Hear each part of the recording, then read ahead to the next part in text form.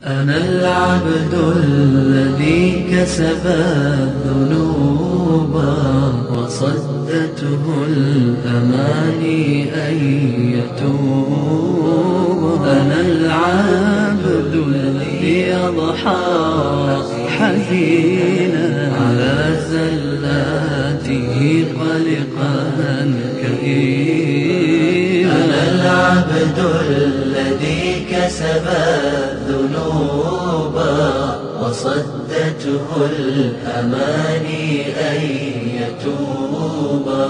أنا العبد الذي Allah subhanahu senden bir narsa elib olgan bo'lsa, mesela misol keltirsak bir narsa elib oldi deydi. Sog'lomligimizdan bir narsa elib oldi. Biroz sog'lomligimizni elib bizni kasal qilib qo'ydi. Shuning barobariga beka qilib qo'ydi Allah subhanahu taala. Barobariga Allah subhanahu o'zining rahmatidan beradi. Ha? O'z rahmatini shu kasalga beradi, o'ylab boqaylik. Shunga hadisi qudusiyda shunday deydi. Ha, hadisi qudusiyda. Bu hadisi qudusini Abi Hurayra radhiyallohu anhu Payg'ambar alayhissalomning shunday so'zlaganligini tilg'ilib, Payg'ambar alayhissalom shunday deydi.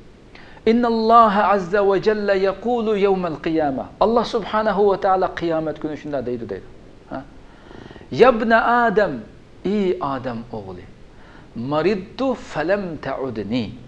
Men kasal bo'lib qoldim, meni yo'qlamading deydi. Subhanalloh, o'ylab boqaylik. Men kasal bo'lib qoldim, meni yo'qlamading deydi. Banda deydi-ki, ya Rabbi kayfa a'uduka va anta robbul alamin. Ya Rabbi, men seni qandoqmi yo'qlay? Sen olamlarning Robbi, olamlarning parvardigori tursan, men seni qandoqmi yo'qlay deb shunday deydi. Alloh deydi-ki, ama alimta anna abdi fulanan marid falam ta'udhu. Ama alimta annaka law udtahu lawajadtani indahu. Sahih Müslim'deki hadisi kudusi bu. Sen bilmedin mi ey bendem? Bendelerimden palanı bendem ağırıp qalğandı. Şu bendem ağırıp qalğandı, sen onu yo'qlamading. Sen bilmedin mi eğer sen yo'qlagan bolsan, şu bendemni yo'qlagan bolsan, sen meni şunun yenida tapatding deydi. Ya Rabbi subhanallah. Subhanallah. Sen meni şunun yenida tapatding deydi. Yani Allah subhanahu ve taala bizning sog'lomligimizdan bir kasalni yo'qlab boqqan, kasal bo'lib boqqan har birimiz cho'ng kichik kasal bo'lib boqdik hayotimizda. Shuni o'ylab o'zimizni shu holatimizda aslab boqaylik. Kasal yo'qlagan holatimizni aslab boqaylik.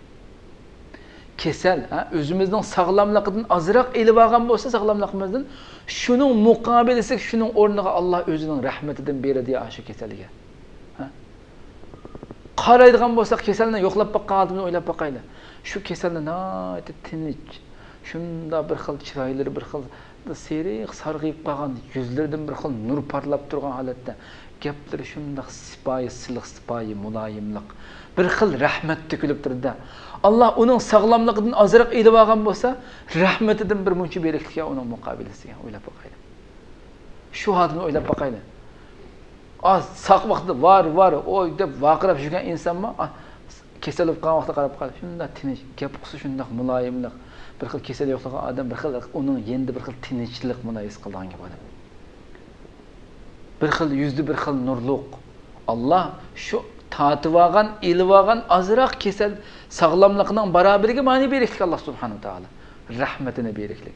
Shunga agar yo'qlagan bo'lsang, sen meni uning qishida meni tapatding deydi. Ya Rabbi, sana hamdu sanalar bo'lsin ya Rabbi. Sening rahmating nima degan katta ey Rabbim ulug' Parvardigorim. O'ylab boqaylik. Rabbimizning ne qadar qudratini, ne qadar rahmatini o'ylab boqaylik. Ko'rdikmi qadrli qarindoshlar? Ha? Demak Allah subhanahu va taala berish uchun oladi. Nimamizni elib olgan bo'lsa bizga berish uchun oladi. Bizni mukofotlantirish uchun bizni mubtilo qilib sinoqlarga uchratadi. Mukofotlantirish uchun, bizga manfaat yetkazish uchun bizga ziyon yetkazib ba'zida. Bizni aziz qilish uchun bizni xor qilib qo'ydi ba'zida. Bizning martabamizni yuqori ko'tarish uchun ba'zi tuvanga tushirib qo'ydi. Bizga berish uchun ba'zi cheklab qo'ydi. Bizni xotirjamlikka erishtirish uchun ba'zi qo'rqitib qo'ydi. Mana bu bizning Rabbimiz.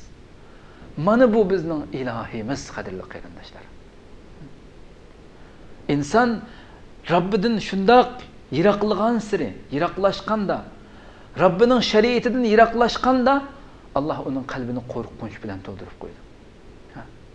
Bu qo'rqinch uni Allohning ishiga kelib bordida, ishiga elib borgan, ittirib elib borgan bir ittirgich bir kuch bo'lgan gapda bu sabab bo'lgan gap endi. Shundan darhol Allohdan qo'rqib, Allohga yaqinlashib, Allohning soyasi ostida iltijo qilgan hamon shu hamon yana Allohning xotirjamlik, tinchlikni his qilgan gap. Qalblar rohat, tinchlik bilan to'lgan gap. كسب الذنوب وصدته الأماني أن يتوب أنا العبد الذي